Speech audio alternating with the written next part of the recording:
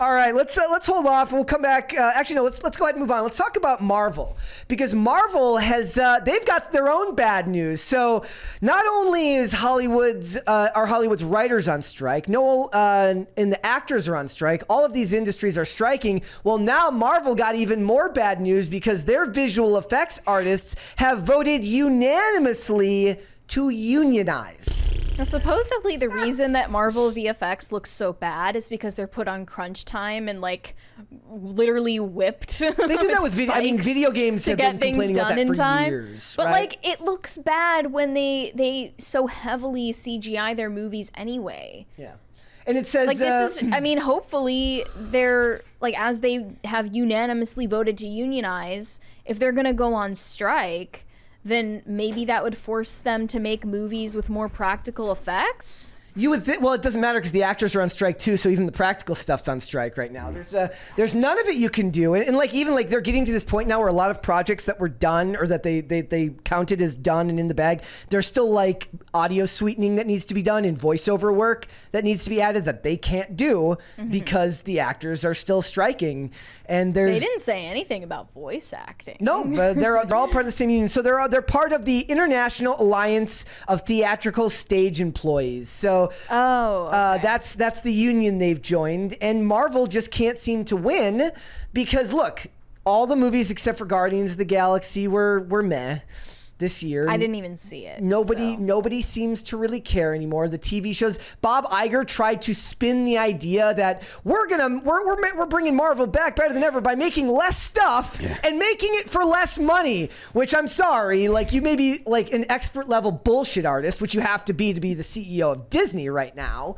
Like you're not convincing anyone that spending less money and making less stuff is going to make a better product. Now, I used to pitch the idea. I said, look, drop the budgets and focus it on a couple of projects a year, right? That's one thing when you're a company that's starting out and you're trying to course correct. But Marvel can't do that. Marvel's too big. There's no way that you're going to convince people when you're famous for making these posts. It's like phase 3, and it's got this large slate of projects that are all supposed to be coming out, right? You're not going to convince anyone. I just never want to see another Marvel movie in my entire life. Ever? I could die so peacefully knowing that. And we're not. And by the way, guys, I did watch the Aquaman 2 trailer. We're going to talk more about that tomorrow. We're going to talk about the lack of Amber Heard in it. But yeah, so it says so these unions. Now, there's the gripe here is kind of makes sense. Like I don't know if stuntmen have a union. Does anybody in the chat know if stuntmen have a union? I assume that they're just part of SAG. Like, is there I'd wonder if there would be a separate union because the things the challenges that stuntmen face are unique. So you'd think they would want to have somebody separate advocating on their interests if you are in fact pro-union.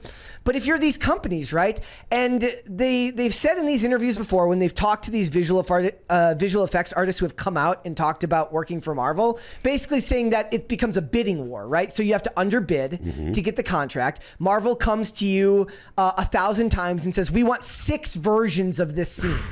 We want 4 versions of this scene, and they're making changes right up until the moment everything's supposed to come out. Here's a quote from one VFX artist at Marvel. I grew up dreaming of working on Marvel films, so when I started my first job at Marvel, I felt like I couldn't complain about the unpaid overtime, the lack of meal breaks, and the incredible pressure put on VFX teams to meet deadlines, because I was just supposed to be grateful to be here at all. But the reality is that every worker deserves rights. You brought up, like, how did you dream of working on Marvel films? It started in 2008. How old were you? 9? Exactly. Like, how did you grow up with Marvel films? Like, possibly. That's insane. Like, I guess, yeah. Like to be a visual effects artist, you could be in your early 20s. I guess he could be 19 or 20, and they're just whipping the children. Finish the scene. Finish the scene. Ant-Man doesn't look done. And Agatha, Coven of Chaos looks bad. Whip. Take that, child. They all look terrible. Yeah, and that's and it's funny too because they all look more bland than they've ever looked. It all just looks like computer generated sludge. Yeah, that it just washes over you, and you kind of go blind to it. Yeah. Like, you don't even know what you're looking at. And it's not just Marvel or the people in that union. We've got more problems that are coming from the entertainment workers. They had to pull $44 million from retirement plans because of the strike. So here's the thing. I've been following a couple of different articles, right? So on one hand, I saw a thing from Warner Brothers Discovery saying like, look, we need to clear this up. We've lost $500 million in profit this year. Like we've lost out on $500 million, and quietly they're saying like, look, we need to get to the table and we need to get this worked out. And then you have the actors and the writers who are now pulling $44 million from retirement funds just to stay afloat. It's like it's like a pour off, right? Who's becoming poorer faster? And both of them are struggling. And I don't know, like, it seems like the actors have rallied behind themselves to like what? Who was the one the other day that donated like $10 million to the union? And somebody said like, I'm not sure. Some actor donated like $10 million, and they said like when you count up all the actors in the union, it came out to like $3 a person or something like that. Yeah. Like it takes a lot of money you can't rely on one person to do this. And one of the things that Bill Maher pointed out was like, he goes, why isn't the government trying to get these people together? Like, why isn't Newsom like, look, you guys are like the biggest export industry we have here in California. Why isn't he trying to bring these people in together? Why isn't he playing mediator when these industries are suffering that bad?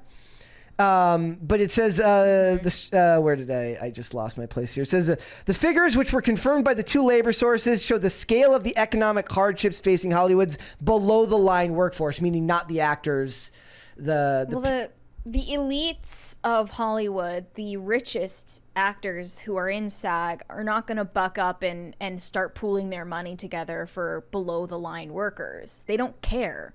They don't care what happens to them, even though you see Margot Robbie marching with the other protesters. Like, they don't actually care. This is a PR stunt. This is, well, it's like if you ever saw like after Stephen Amell like criticized the union, he went out, like he got yelled at. He probably got some type of weird night letter, like, you know, like tacked to his door, support the union or else. And then all of a sudden, like, he's out there the next day protesting, and he just looks like a defeated, broken man. He's holding his sign. He's like this. He's like, unions. Here's Margot Robbie.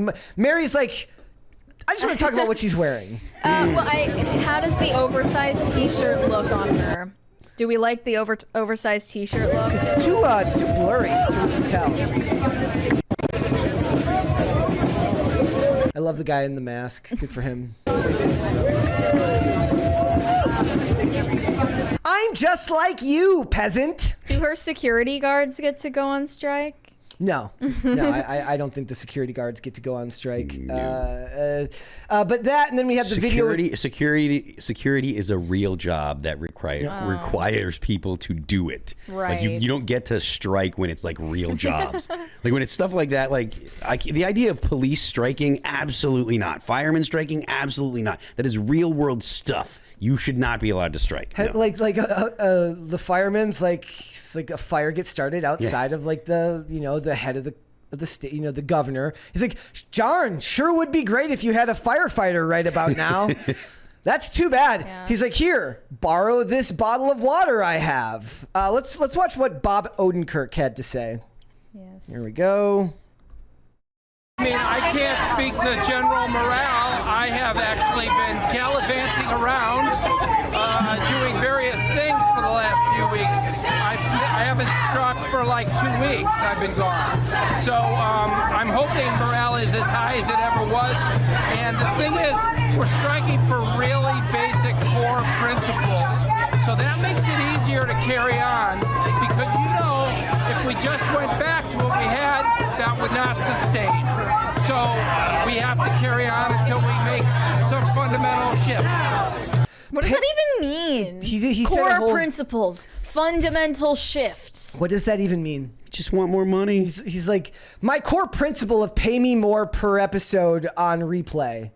That's my core principle. Do you think he gets good royalties from Better Call Saul? It's it would be kind of based if it actually was. He's like, I'm my core principle is I want to be rich, and I'm striking because I'm not rich enough. Like if they were saying that, I bet you they would actually like the meme support would grow if it was like if Margot Robbie's out here, she's like, I need a new convertible, like I need a new, like I want a better car, like that'd be great. I would laugh at that. What can't you buy if you're Margot Robbie though? I mean, what is out of your reach? I don't imagine that there's very much. A rating of not mid from people on the internet. You can't Not me. strike until Not you get me. respect. Yeah. Now it's funny because if we were trying to apply the same logic of what he's saying to the writers, right? Like we're striking on core principles. Well, no, you telling some poor director or this showrunner, the people fronting all the money up front to make the show happen, you telling them how many writers you get to have in a writing room is not core principles. That's bullshit. That's a lie. You're trying to assert a absurd amount of control over something that you're taking none of the risk on. And that is not core principles. That's just a desire for control. So I don't buy any of that from these people. And like I said on Christian's podcast, is look, the public sentiment isn't there.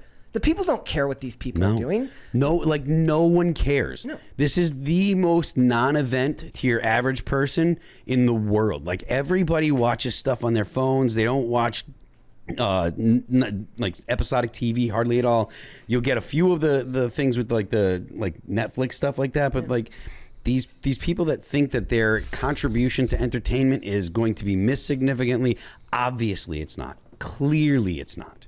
Yeah. So it's funny to watch all of this stuff happen. I just because- hope it goes on forever. Oh, and it doesn't look to be slowing down. Yeah. Here, I like it. I haven't It's even let you good. know what the worst part's going to be. The worst part isn't even all this. The worst part is the movies that will end up getting made about this later. What, documentaries? We'll have to watch documentaries about the strike. No. And it's going to be awful. It's going to be absolutely abhorrent. So, thanks for watching. Listen to full episodes of Pop Culture Crisis on Spotify. Keep up with us on social media and make sure you subscribe and ring that bell so you never miss the show. Bye, guys.